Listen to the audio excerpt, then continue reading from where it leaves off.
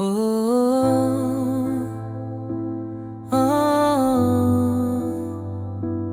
ओ,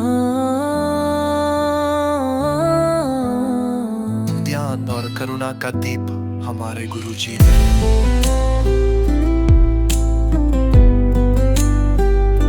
पहले हम समझते थे तो बुद्ध की शिक्षा सिर्फ प्रार्थना है, पर आपने सिखाया ज्ञान पढ़ना है, समझना और अपनाना है। छोटी उम्र में घर छोड़ा, बुद्धा की राह पर चले, गांव-गांव जाकर फैलाया सत्य और करुणा का संदेश। तेरी बोलने की अंदाज सबसे अलग है, जो भी सुने उसका दिल छू जाता है।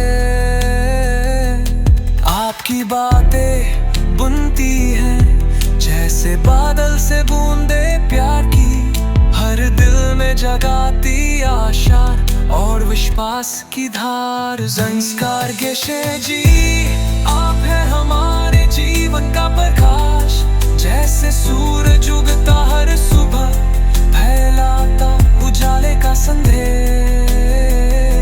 दयालु करुणामय जैसे समंदर की गहराई, आपकी शिक्षा से मिलता हमें सच्चाई की रोशनी।